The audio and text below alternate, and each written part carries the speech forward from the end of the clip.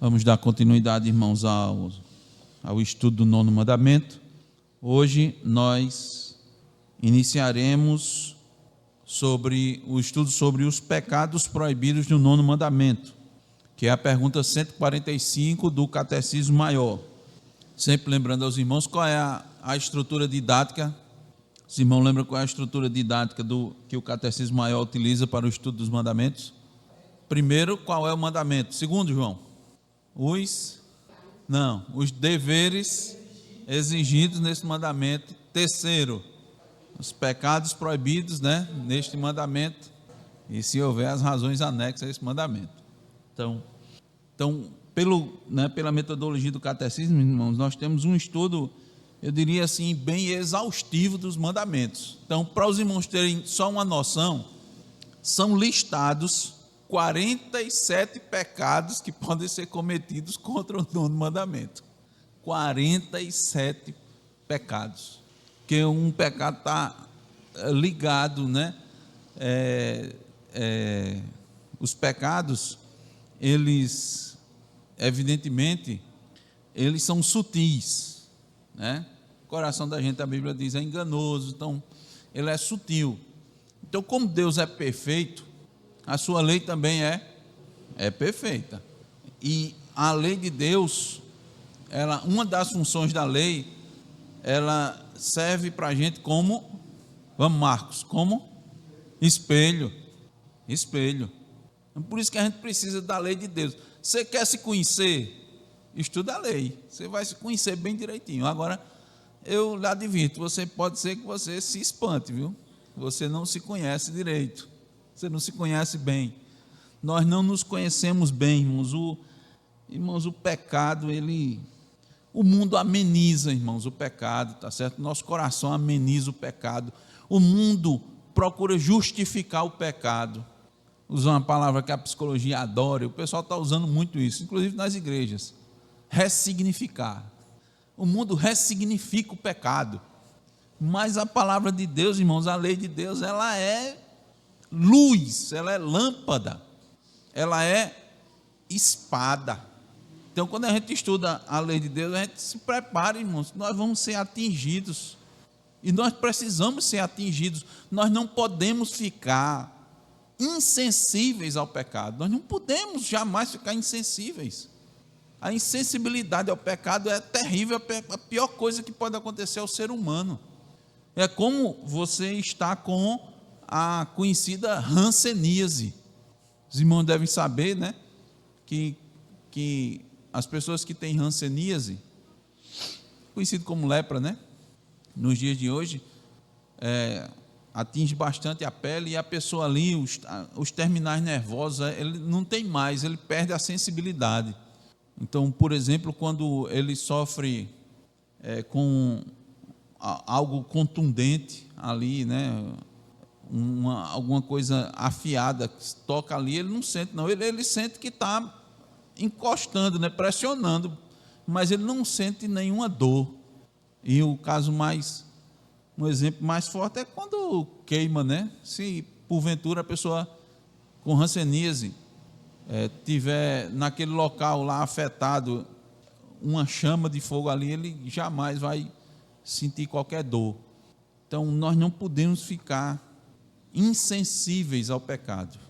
E, claro que uma forma que é eficiente para que a gente mantenha essa sensibilidade é estudar a lei de Deus, é meditar na lei de Deus, Salmo 1 diz isso. Bem-aventurado o homem que na lei do Senhor medita de dia e de noite. Evidentemente que ali a lei do Senhor não está resumida a lei moral, que nós estamos estudando, mas toda a lei de Deus, todo o conselho de Deus. Então são listados, irmãos, 47 pecados proibidos nesse mandamento. Nós vimos mais de 20 deveres, não foi? E agora são 47. E eu costumo dizer aos irmãos que, evidentemente, nós não vamos nos delongar de forma desnecessária, mas nós não vamos nos apressar. Nós desejamos ver cada um deles, ver os textos, os versículos que fundamentam isso, para irmos refletindo as nossas vidas e corrigindo as nossas vidas, corrigindo o nosso rumo, corrigindo os nossos atos, corrigindo os nossos pensamentos, né? Rechaçando determinados tipos de pensamentos que nos chegam e que são contrários à lei de Deus. Então eu vou ler para os irmãos os pecados, a lista dos pecados proibidos no 9º mandamento. Vamos lá. Os pecados proibidos no 9º mandamento são: tudo quanto prejudica a verdade e a boa reputação de nosso próximo, assim como a nossa, especialmente em julgamento público. O testemunho falso, subornar testemunhas falsas, aparecer e pleitear cientemente a favor de uma causa má, resistir e calcar à força a verdade, dar sentença injusta, chamar o mal bom e o bom mal, recompensar os maus segundo a obra dos justos e os justos segundo a obra dos maus, a falsificação de firmas, a supressão da verdade, o silêncio indevido em uma causa justa, conservar-nos calados quando a iniquidade reclama a repreensão de nossa parte ou uma denúncia, falar a verdade inoportunamente ou com malícia para com um fim mau, pervertê-la em sentido falso ou proferi-la duvidosa e equivocadamente para prejuízo da verdade ou da justiça, falar inverdades, mentir, caluniar, maldizer, detrair, tagarelar, cochichar, escarnecer, vilipendiar, censurar temerária e asperadamente ou com parcialidade, a má interpretação das intenções, palavras e atos de outrem, a adulação, a vanglória, elogiar ou depreciar demasiadamente a nós mesmos ou a outros em pensamento ou palavras, a negação dos dons e das graças de Deus, o agravo de faltas menores, o encobrimento, desculpa e atenuação de pecados quando chamados a uma confissão franca, a descoberta desnecessária das fraquezas de outrem, levantar boatos falsos, receber e acreditar em rumores maus, tapar os ouvidos a uma defesa justa, as más suspeitas, a inveja ou tristeza pelo crédito merecido de outros, o esforço ou desejo de os prejudicar, regozijar-se com a desgraça ou com a infâmia de alguém, o desprezo escarnecedor, a admiração excessiva de outrem, a quebra de promessas legítimas, a negligência daquelas coisas que são de boa fama, praticar ou não evitar aquelas coisas que trazem má fama ou não impedir em outros tais coisas até onde pudermos. 47 pecados proibidos neste mandamento. Os irmãos, evidentemente, nós acabamos de estudar os deveres, nós vemos que a própria palavra de Deus nos mostra que onde um dever é exigido, né, o contrário também é, ou seja, aquilo que não é feito é um pecado. Então nós vemos equivalências nos deveres que nós estudamos e aqui os pecados proibidos neste mandamento. Vamos orar, irmãos, mais uma vez. Senhor, nos pomos aqui, antes e acima de tudo, agradecidos pelo Teu favor, Senhor, sobre nós, nos trazer à Tua casa, nos conceder todas essas boas condições, ó Deus, para podermos nos reunir e, como já fizemos, ó Deus, cantar, Deus, a Tua palavra, orar segundo a Tua palavra, ler, Senhor, a Tua palavra. E agora, Senhor, te rogamos que o Senhor nos ajude, Senhor, a estudar a Tua lei, a Tua palavra. Estamos aqui como necessitados, ó Senhor, longe de nós e em plena consonância com o que já dissemos. Tua lei, Senhor, nos confronta. Fazemos como o apóstolo Paulo. Somos o pior dos pecadores, ó Deus. Cada um de nós. E longe de nós, ó Deus, não nos considerarmos assim. Longe de nós nos considerarmos melhor do que qualquer um, Senhor, que esteja próximo ou longe de nós.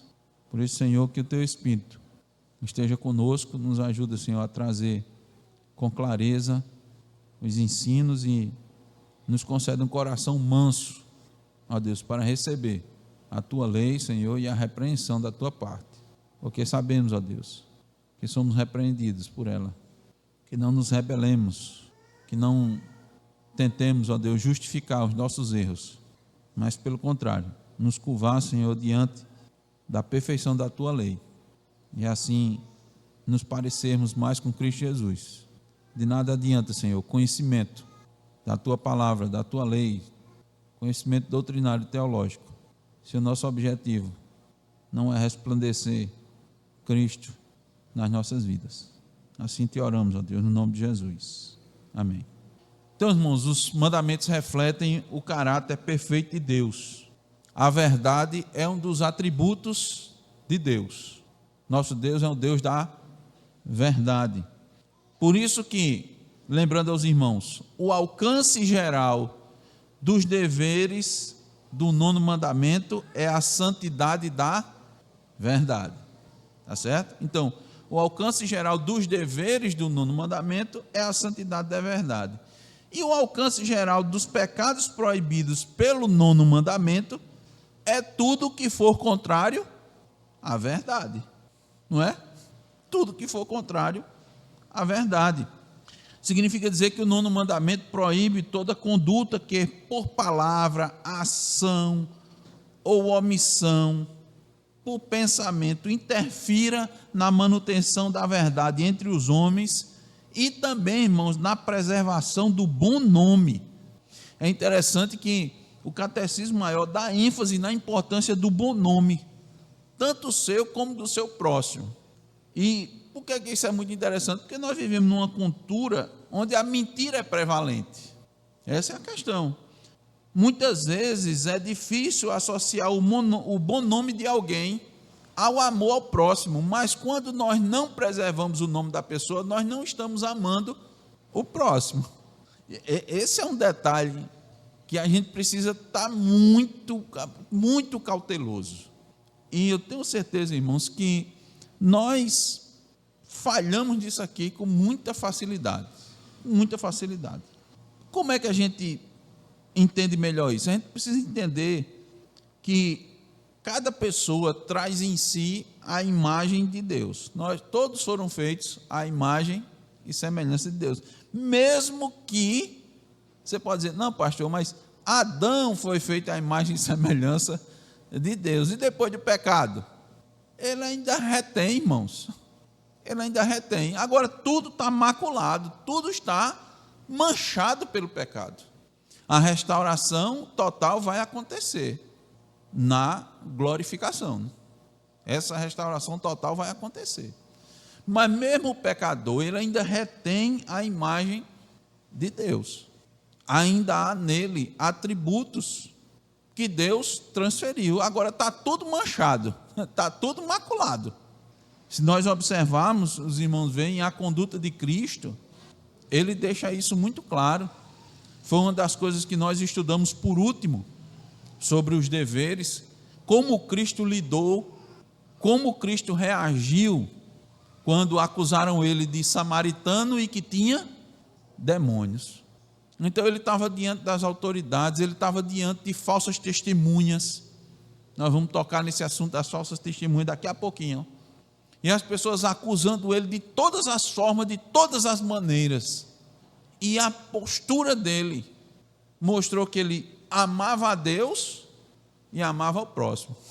Já imaginou o que Cristo não podia falar de Pilatos, irmãos, ali? Que Cristo poderia desmanchar. Pilatos, eu tenho autoridade. O que Cristo não sabia, irmãos, da vida de Pilatos? Tudo verdade, né? Das suas fraquezas. O que Cristo não podia ali manifestar na frente de Pilatos e de todos os que estavam, não só diante de Pilatos, e todos os que estavam ali presentes, manifestar: Pilatos, olha a tua fraqueza, tu é fraco, tu está aqui para julgar, tu está diante do inocente, tua consciência te diz que eu sou inocente. Ele não podia estar dizendo isso. Tua consciência está te acusando. E o que é que tu está preocupado? Tu não está preocupado com a justiça, tu não está preocupado com a vida de um homem inocente, tu está preocupado com a tua posição, com o teu nome, com o teu cargo diante dessas pessoas. Cristo nada disse. Ele chegou para Jesus: tu não está vendo quantas acusações diante de tu, Jesus? Quantas pessoas se levantam para te acusar? E nós destacamos isso, e Jesus ficou sereno, né? Igual aquela música, calmo, sereno e tranquilo, diante dos seus acusadores. Exatamente, né? Ramon está destacando que Pilatos, né, cometeu um pecado contra o 9º mandamento, fechou os ouvidos à verdade, né, à justiça, quando deveria estar fazendo, apesar de parecer que ele estava apelando por Jesus, né? Mas, rapaz, eu não estou vendo aqui nenhuma acusação, nada que seja digno de morte, e vocês querem, continuam aí falando e acusando esse homem, querendo matar esse homem. Parecia, mas não era. Então, voltando aqui à questão, irmãos, Jesus manifestou amor ao Pai quando aceitou toda aquela situação, porque ele sabia que precisava morrer. Ele deixou muito claro, né? Como disse aos irmãos quando acusaram ele de ser um samaritano e ter demônio, ele disse: eu busco a honra de meu Pai. Então ele aceitou ali o seu destino, a morte. E os irmãos sabem que não era só morrer por morrer. Jesus sofreu todo tipo de humilhação. Ele foi escarnecido. Todas as maneiras que puderam humilhar Jesus diante de todas as pessoas, além do sofrimento físico, que foi tremendo. Ele amou o próximo. Precisamos levar em conta que cada pessoa traz em si a imagem de Deus, mesmo que maculado pelo pecado. Se a gente não levar isso em conta, dificilmente a gente vai conseguir cumprir com os deveres exigidos nos mandamentos, não somente nesse, mas em todos, e dificilmente nós não vamos pecar contra esse mandamento.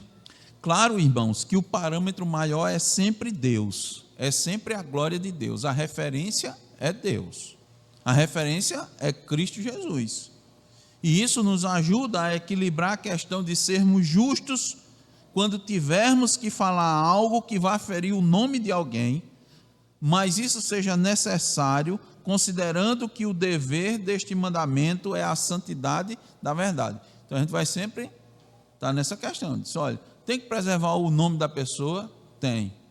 Pastor, aqui dali é um bandido. Todo mundo sabe. Você não tem o direito de manchar o nome dele. A Bíblia não nos dá direito de manchar o nome dele.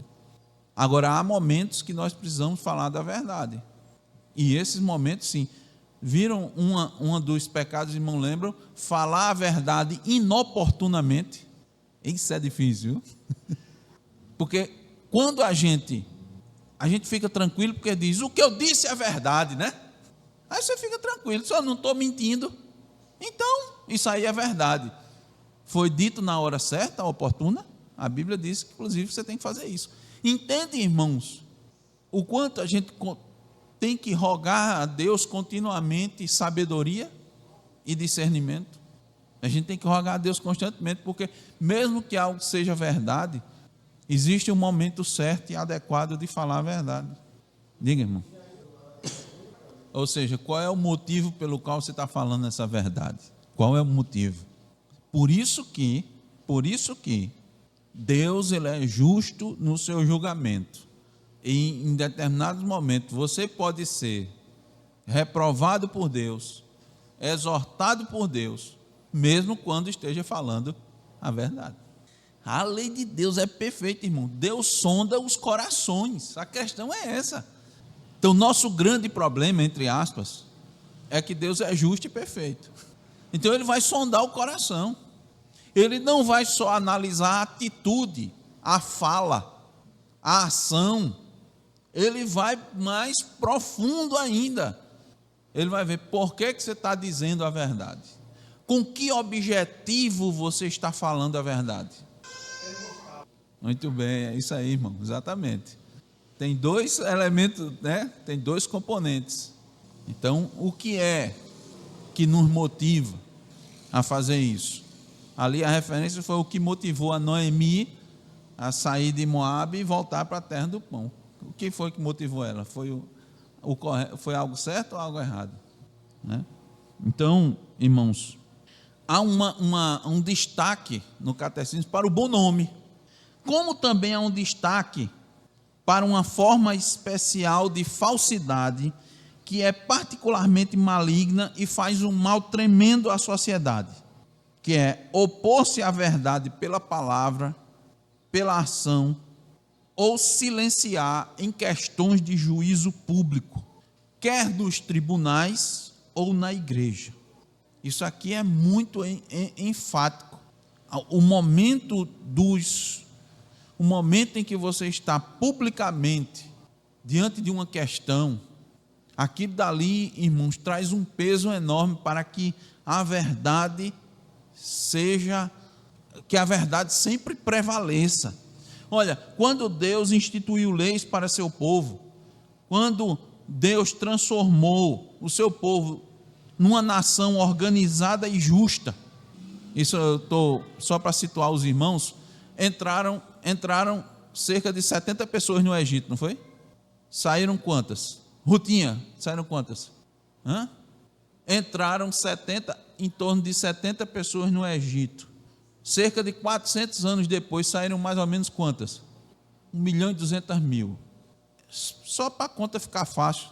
Quem sabe fazer conta difícil é Clesley e Marcos.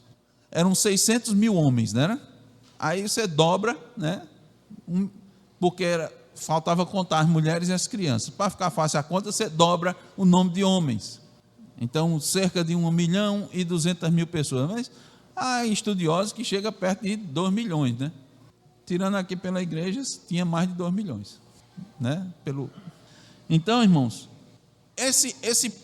essa quantidade de pessoas, de gente, ela estava assim, não estava organizada, Zaqueu? Não, estava dispersa. 400 anos no Egito, muitos deles se acostumaram com a cultura egípcia, muitos deles abandonaram, né, os princípios, mas estavam indo lá. Deus transforma aquele bando de gente numa nação organizada. Por meio de quê? De leis. E o que é que Deus deixou claro? A promoção da justiça, porque Deus é um Deus da verdade. Aí está lá, eu vou ler para os irmãos, só acompanha aqui a minha leitura. Deuteronômio 16, do 18 ao 20, diz assim: juízes e oficiais constituirás em todas as tuas cidades que o Senhor teu Deus te der entre as tuas tribos, para que julguem o povo com reto juízo.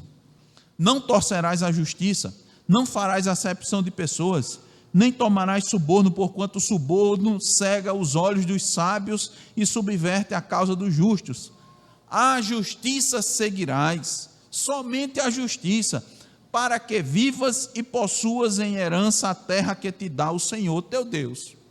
Se nós formos olhar os profetas, né, João? João, o pregador dos profetas. Uma das coisas que Deus denuncia, além, evidentemente, da prostituição espiritual do povo, era o quê? A injustiça, não era não? Ele pegava pesado. Olha o que é que está acontecendo. Vocês, príncipes do povo, sacerdotes, o povo está sendo oprimido. E era a injustiça, né? A cobrança indevida, a opressão do povo.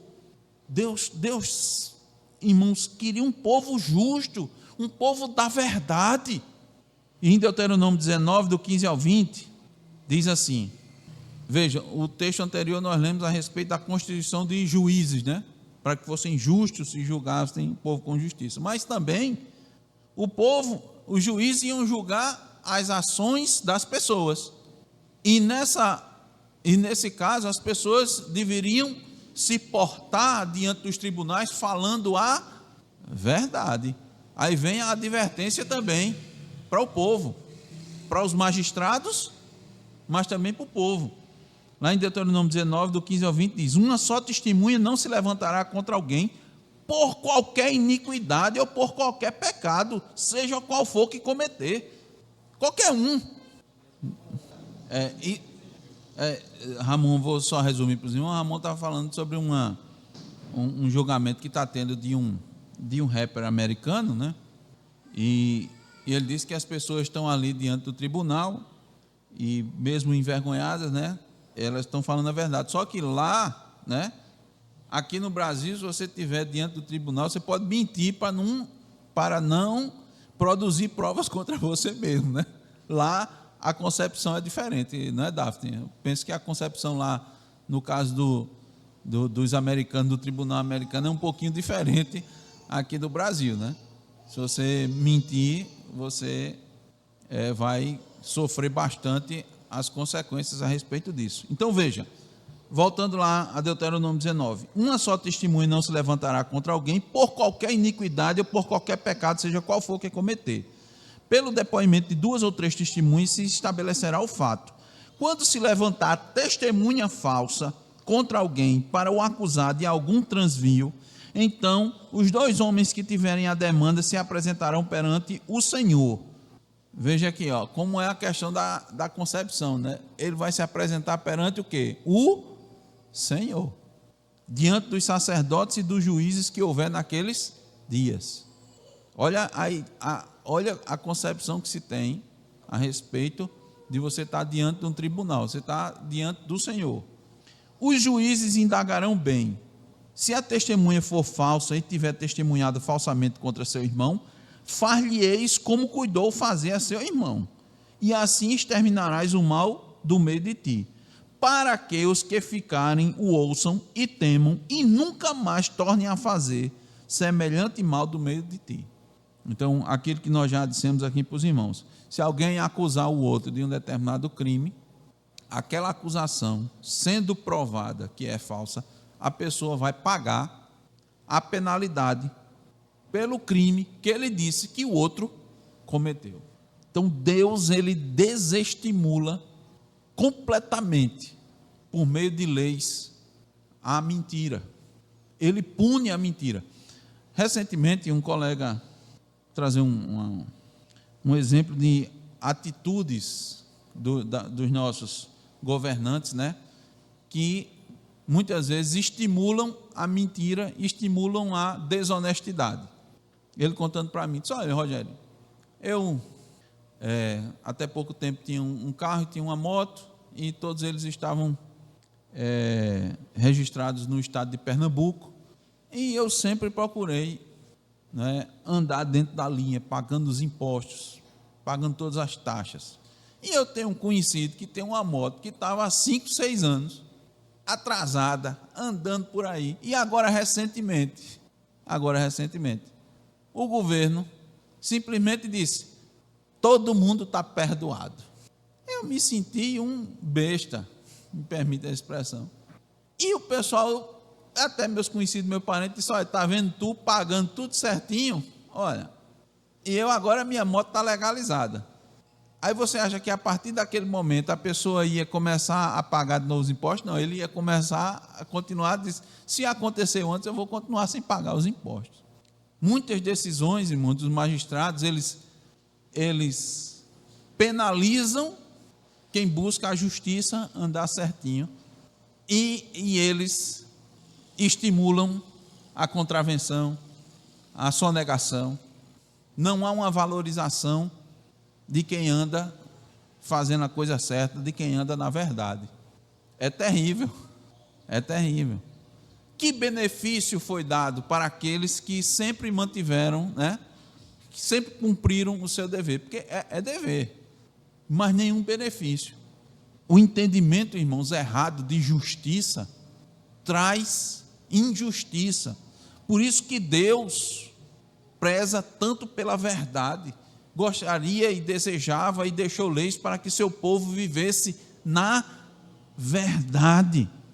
Agora, se, irmãos, Deus agiu dessa maneira para com testemunhas falsas, imagine para Deus o ato de subornar testemunhas, arranjar pessoas para que elas se apresentem aos tribunais e testemunhem falsamente, quer seja para inocentar culpados ou mesmo para castigar inocentes.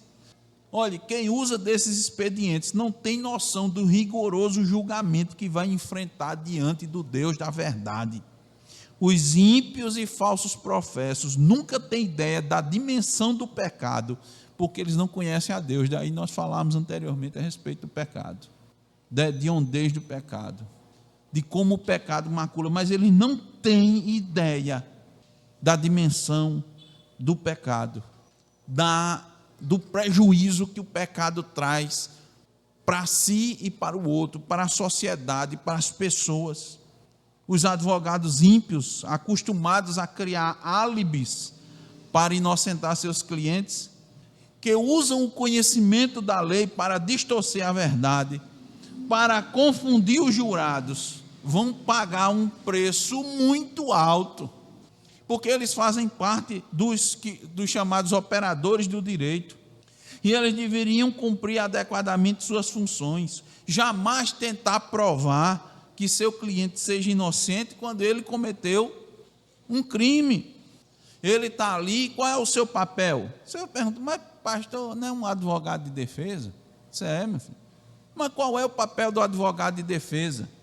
É sempre procurar inocentar o seu cliente? De forma alguma.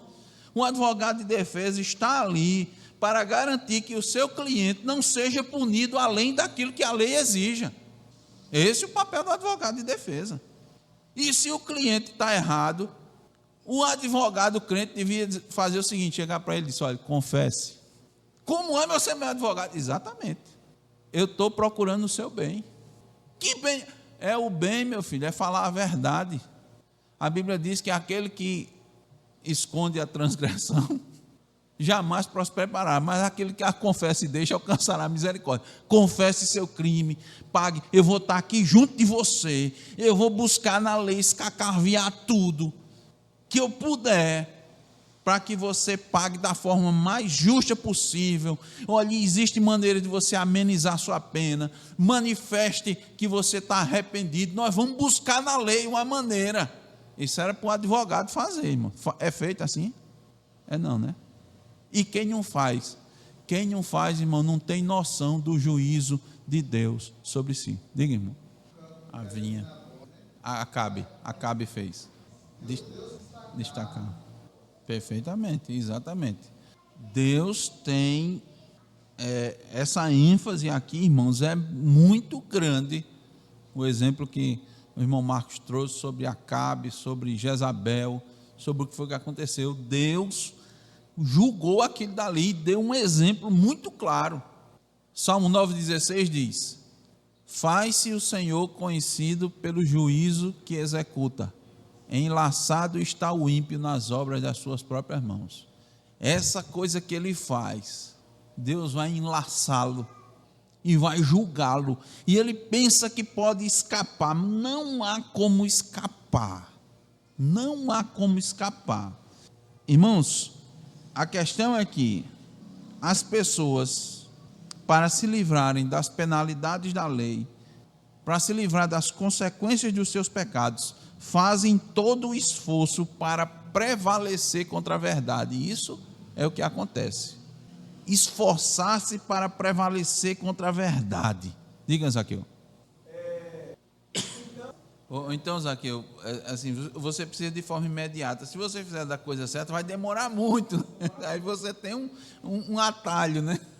É verdade. Então, é exatamente isso. Por isso que a lei de Deus vai fazendo com que a gente reflita. Ele diz, epa, isso daqui que a gente considera normal, que considera que todo mundo faz e ninguém liga, isso aqui é de fato correto? Daí, irmãos, todas as vezes a gente tem que mostrar que para agradar a Deus, o quanto a gente necessita ter fé. Ter fé.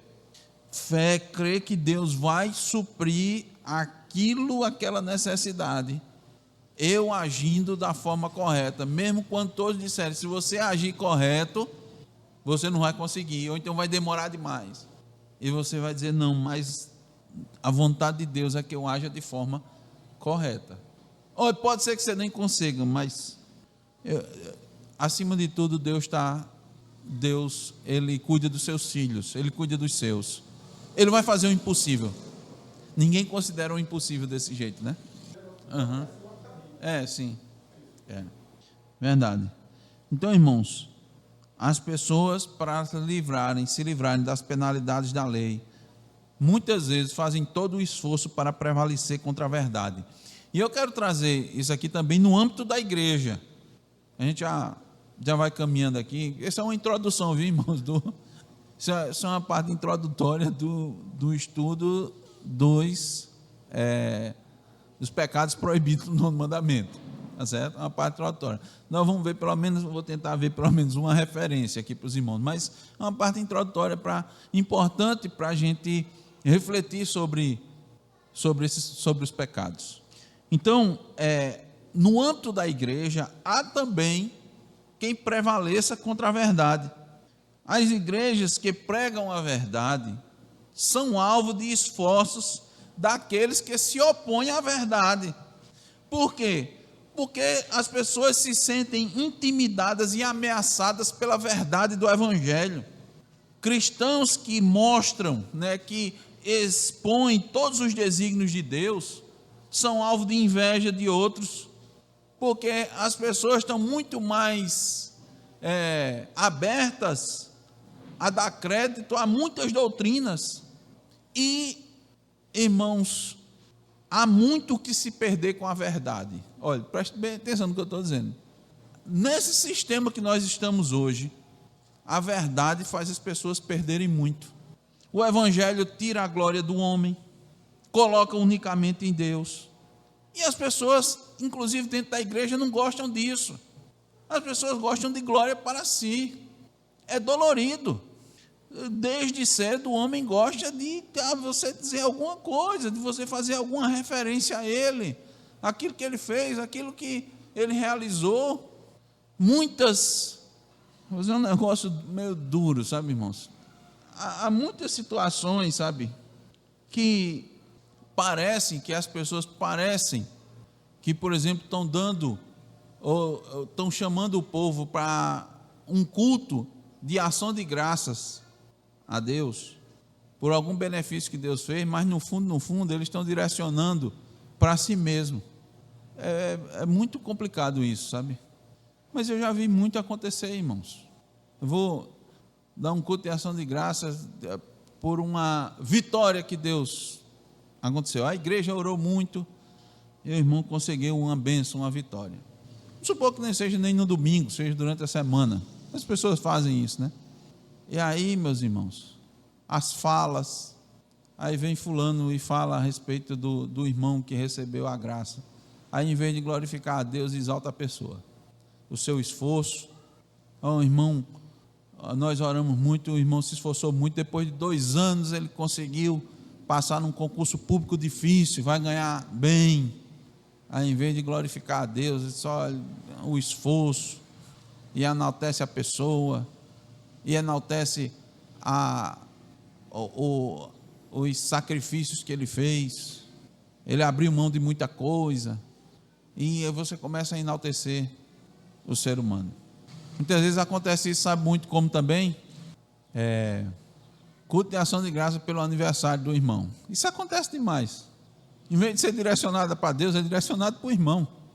E toma o testemunho da família. E um vem e dá o testemunho da vida do irmão. E vem outro, e fala por isso que eu disse, olha, isso é delicado, mas acontece muito isso, irmãos. O Evangelho tira a glória do homem e coloca unicamente em Deus. Cristo disse, eu só vim fazer as coisas para honrar o meu Pai. E Ele era Deus. Eu vim honrar o meu Pai. Eu não vim nem fazer minha vontade aqui.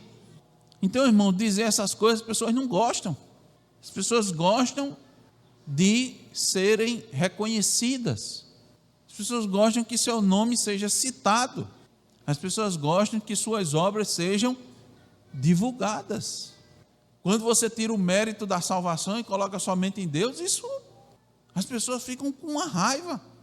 Quando você diz que só há céu e inferno, e que você só vai para o céu pela graça, somente pela graça. E quando você diz que no inferno vai ser choro e ranger de dentes, como eu já ouvi, até disse para os irmãos, de uma pessoa que faz parte inclusive de uma seita, disse que Deus era um Deus torturador. Disse, o Deus de vocês é um Deus torturador, porque a pessoa vai sofrer eternamente no inferno. A pessoa falou isso com raiva, viu, de mim, viu? Estava irado. Eu não quero esse Deus torturador, não. Meu Deus não é o Deus de vocês, não, torturador. Meu Deus é um Deus que faz por ti que eu te ajudarei. Então, irmãos, isso acontece muito. Muitas pessoas se voltam contra a igreja, quando a igreja Aí, o que é que eu estou dizendo isso? Eles prevalecem contra a verdade quando a igreja ou o irmão fala a verdade, porque ela não agrada. O mundo não quer saber da verdade, da lei de Deus, porque a lei de Deus denuncia seus pecados. A lei de Deus diz assim, ó, ame seu inimigo. Isso é conversa, amar um inimigo. Foi dito aqui no início, né, do momento matutino. É fácil você amar quem está por aqui, e olhe lá, né? E olhe lá. Se o irmão também daqui disser alguma verdade da Escritura, às vezes você fica logo com raiva do irmão. As pessoas, a verdade, ela machuca, mas ela machuca para o bem. Ela machuca para o bem. O salmista diz, foi-me bom ter sido afligido. Que bom que a tua lei me afligiu. Que bom que a tua palavra me confrontou. O salmista diz isso. Mas o mundo não gosta.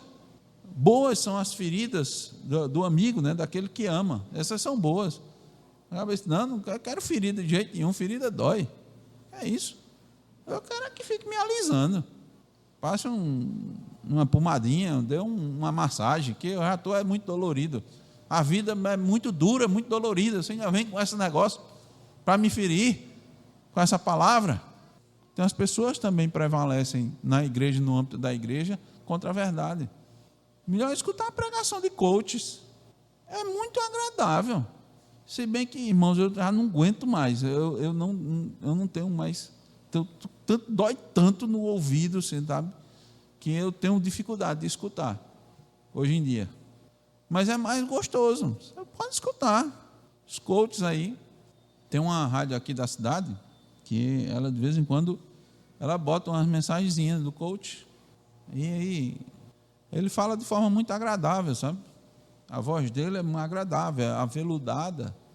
E sempre tem uma musiquinha no fundo, assim. Muito bem. Isso é ótimo. Bom, você não vai escutar sobre pecado e tal. Você vai escutar que você está tomando as decisões erradas, você está se equivocando e por isso você está sofrendo. Ele vai falar bem assim. E você está insistindo no eu, e você está alimentando aquela mágoa, aquela angústia. Não faça isso. Deus tem coisa melhor para você. Mas arrependimento e pecado normalmente não aparecem. Correr para os pés de Cristo, se humilhar, normalmente não. Isso é prevalecer contra a verdade.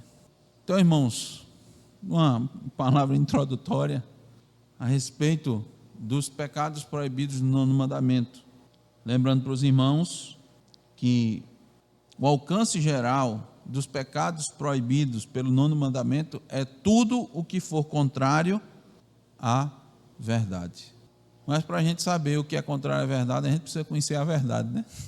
Por isso que Cristo disse que conhecereis a verdade e a verdade vos libertará. Por isso que ele disse, eu sou o caminho e a verdade e a vida. Nós aprendemos que Cristo não é uma verdade, Cristo é a verdade. Diga, irmão, some até a eternidade. Muito bem, irmãos, permitindo Deus, para a gente não se delongar muito, já no próximo domingo, os irmãos já ficam aí na expectativa. Nós vamos ver o primeiro pecado cometido contra o nono mandamento. É tudo quanto prejudica a verdade e a boa reputação de nosso próximo, assim como a nossa. E o segundo pecado proibido é especialmente em julgamento público. Por isso que nós falamos. E nós vamos ver essa ênfase no julgamento público. A mentira, irmãos, causa desequilíbrio, injustiça e caos na sociedade. Por que é que nós hoje não... Evidentemente, isso é algo que já está ecoando no nosso país. Muitas vozes. Não é só crente não, viu? Muitos ímpios estão dizendo. No nosso país hoje, nós estamos numa situação de insegurança jurídica. Não é verdade? Por quê? Porque quando a mentira começa a prevalecer, essa é uma das consequências. Você não tem mais referência. Você perde as referências. Mas nós, irmãos, temos uma referência, que é a lei de Deus. Mesmo que os homens julguem de forma errada, nós temos uma referência, que é a palavra de Deus. Ela é a verdade. Ela é a verdade. Que Deus nos ajude, irmãos, a amar a verdade, né, e viver na verdade, mesmo sabendo que a verdade vai atingir a gente, vai nos machucar, vai nos ferir. Mas que bom, essas feridas são boas. Esse machucado é bom. Ele nos alerta, ele nos avisa que não estamos na vontade de Deus. Ela nos ajuda a nos direcionar à verdade de Deus. Ela nos ajuda a amar a verdade. Amém. Vamos ficar de pé.